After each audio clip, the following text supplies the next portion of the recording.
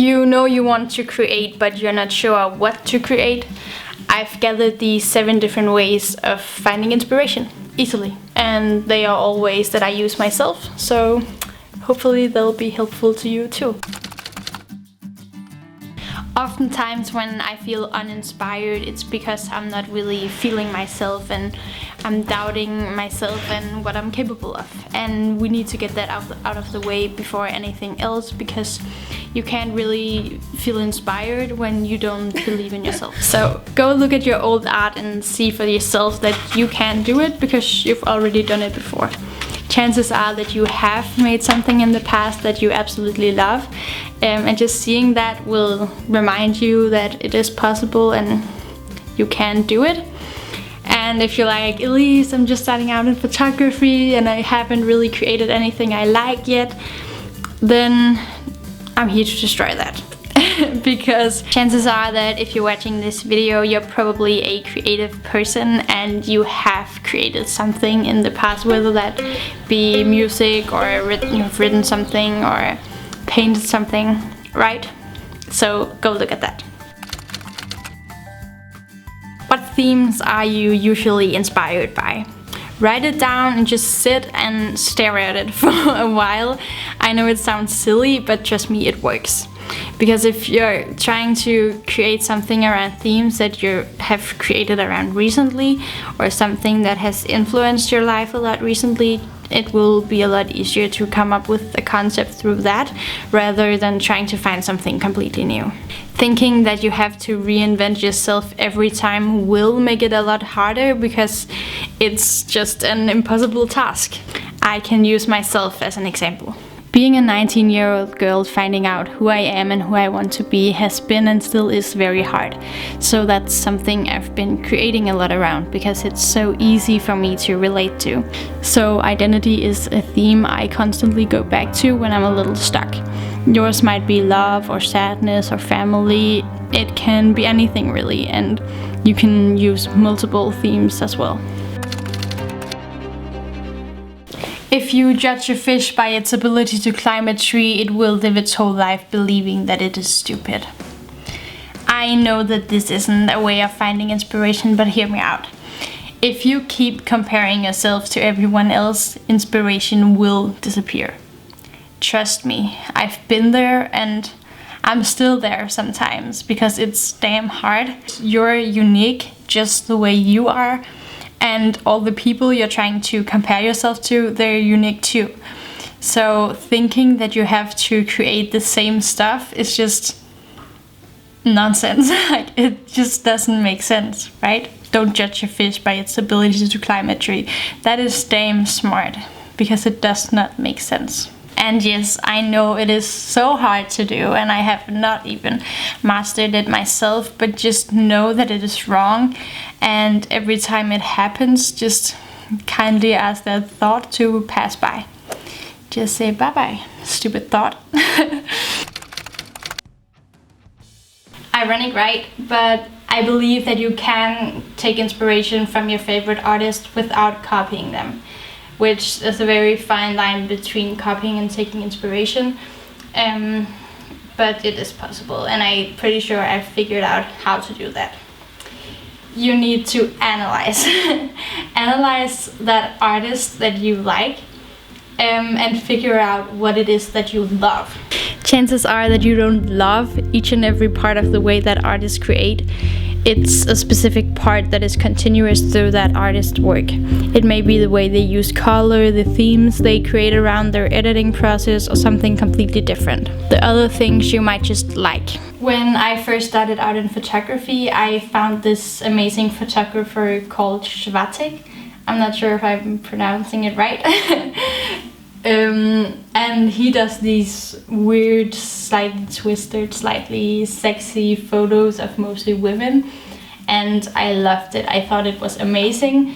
So in the same way, I thought that if I were to succeed in photography, I had to do the exact thing that he was doing. So I went out to find the same clothing he used. I learned to edit like him. I found similar locations, used the same posing. Like, I did everything I could to make my photos look like his. And when I had finished a photo, I wouldn't ask myself whether I liked the photo or not. I would just ask if it looked like something he could have done. And that is exactly how not to do it. After some time, I realized that I needed to analyze and figure out what it was that I loved. And I figured out that I loved the way that he poses his models, and the rest I just liked. So you can still see in some of my poses today that they are inspired by this amazing photographer, but nothing else really, because that's what I loved. And in the same way, I have found other artists whose editing style I love, and then taken inspiration from that. And in that way you can really find your own unique style. This was just a brief explanation, so let me know down in the comments if you would like me to make another video where I go a little bit deeper on this one. Have a walk around your house and try to look at every object in a new way and with an open mind. Find objects you might have used before or haven't, and try to think of what they could be if they were maybe 10 times as big or maybe teeny tiny. Be creative with this one. I personally love to use plants again and again that I just have lying around the house, because I think they have such a great symbol attached to them too. And once I made a photo with a jumping jack that I just had lying around the house, and I just made it big, like bigger than me, and it was so much fun. And you can literally do this with anything. A shoebox could become a house, or you could make your dress huge and yourself tiny, and you could be Alice in Wonderland. But you really just need to get creative with this one and think outside of the box, really. This one is so much fun because oftentimes the theme is already there and you don't have to think too much about that, and you just have, to create around that theme.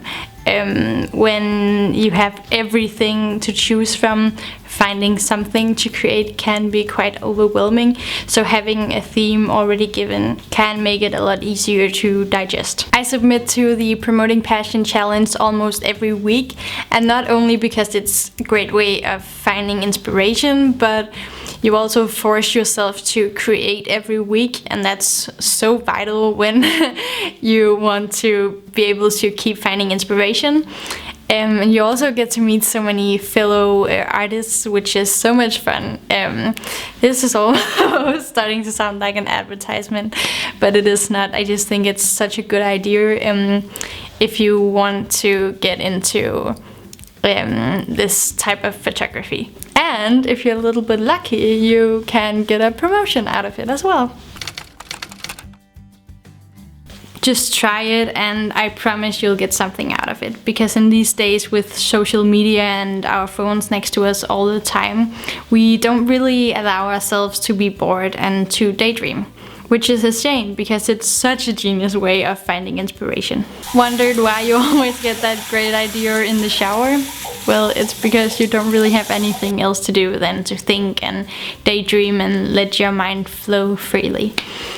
And if you think staring into a white wall is a little too extreme, which I don't get at all, just go for a walk.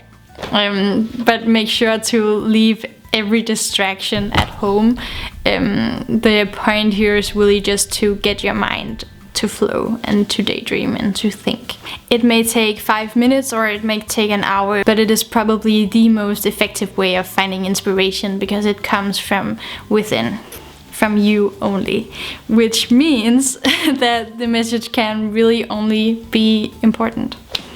Inspiration is something you have to practice to be good at, just like everything else in life.